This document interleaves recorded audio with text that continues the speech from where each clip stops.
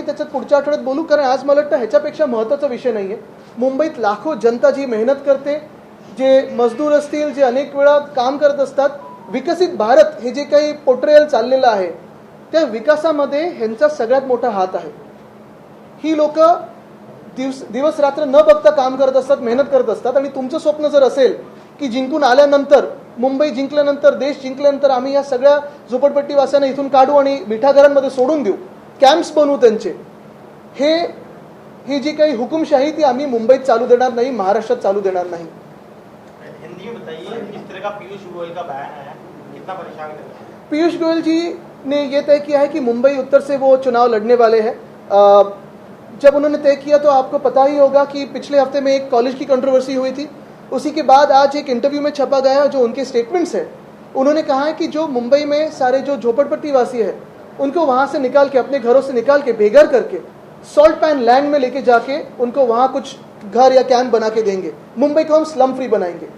ये जो slum free का सपना है मुंबई में काफी सालों से अगर आप देखें तो चलता आया है, क्योंकि एसआरए जो योजना है कई जगह उसकी सक्सेस है, कई जगह अभी भी प्रयास जारी है.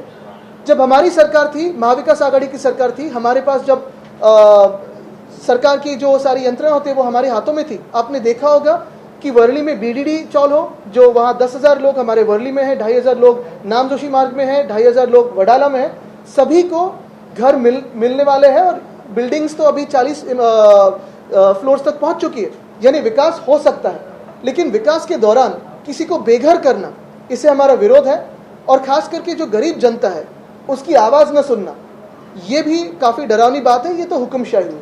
आप क्यों कह रहे हैं कि बीजेपी गरीबी हटाओ नहीं बल्कि गरीब हटाओ की नीति अपना? बिल्कुल यही मंत्री है जिन्होंने कोविड के दौरान, आपको याद होगा, हमने महाविकास आघाड़ी की सरकार थी, हमने जनता कर्फ्यू के दिन मांगा था कि आप ट्रेन खोल दो, यहाँ केसेस इतने नहीं है, जो मजदूर हैं उनको गांव जाने हैं. एक बात होती है कि हमें घर जाके सेफ लगता है, सुरक्षित लगता है, तो सभी को घर जाना था, लेकिन तभी इनकार किया. और 1 मई को जब ट्रेन खुली तब तक काफी सारे मजदूर चल के जा रहे थे. ऐसी ही बात इनके मन में अभी है, गरीब विरोधी बात है. जो हमारी स्लम्स है उसको इन सीटू रीडेवलपमेंट, यानी जहाँ है वहाँ घर देने के बदले, वहाँ घर देने की सिवा इनको घर देना है उस सॉल्ट पैन में देना है. यानी सॉल्ट पैन भी डिस्ट्रॉय कर देंगे और मुंबई में जो काम करते हैं, जो हर दिन मेहनत करते हैं, उनको भी बेघर कर देंगे. ये कैसी नीति है? क्या इस चुनाव में ये मुद्दा बने, क्योंकि लाखों लोग स्लम्स में रहते हैं जो अगर बिल्कुल, और देश भर से यहाँ लोग आते हैं, काम करते हैं, मेहनत करते हैं.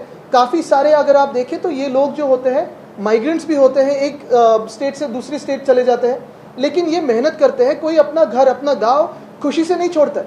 आज अगर आप देखें तो देश में महंगाई बढ़ती जा रही है, बेरोजगारी बढ़ती जा रही है. परसों ही एक रिपोर्ट आया है कि अनएम्प्लॉयमेंट रिकॉर्ड हाई पे है. और ऐसे वक्त पे इनको मुंबई में बेघर करना, इनके सपनों को छीनना, ये कोई अच्छी बात नहीं है. सर, आपको क्या लगता है, क्या कॉन्स्पिरेसी हो सकती है बीजेपी की इसके पीछे, जिस तरह से स्टेटमेंट दिया गया है पीयूष गोयल की तरफ? मुझे लगता है ये कॉन्स्पिरेसी नहीं है, इनकी दिल की बात लोगों के सामने आई है. सूट बूट की सरकार है. पहले कहते थे हम गरीबों की सरकार है, लेकिन सूट बूट की सरकार है, ये अभी तो लोगों के सामने आया है. शायद ये सारे जो लोग हैं जो हमारे स्लम्स में रहते हैं, उन्होंने बीजेपी के इलेक्टोरल बॉन्ड्स नहीं खरीदे, इसलिए इनको बेघर कर रहे हैं. धारावी के मुद्दे पे आपने कहा था कि वहाँ की जमीन फील्डरों को बेचना चाहते हैं. बिल्कुल, धारावी की भी यही बात है कि 17 साल उन्होंने सॉल्ट पैन्स की डेवलपमेंट के लिए दी है, ट्रांजिट के लिए. यानी सॉल्ट पैन जो हमारे अभी तक नो डेवलपमेंट जोन्स थे उसे भी छीन लो, और मुंबई की जो रियल एस्टेट है उसे भी छीन लो, फिर अपने दोस्तों के हाथों में दे दो. इसी मुद्दे पर कांग्रेस ने कहा है कि पीयूष गोयल माफी मांगे, अन्यथा प्रोटेस्ट किया जाएगा. शिवसेना की क्या भूमिका है? मुझे लगता है कि ये लोगों ने भी जानना जरूरी है कि गोयल साहब माफी मांगे, भाजपा ये जो स्टेटमेंट है वो पीछे ले खारिज कर दे. ये सारी बातें हो सकती है, लेकिन उनके मन में यही है. यही महाराष्ट्रातील ताज्या बातम्यांसाठी बघत रहा टाइम्स टुडे टीव्ही. सोबतच शेअर करा, सबस्क्राईब करा आणि बेल आयकॉन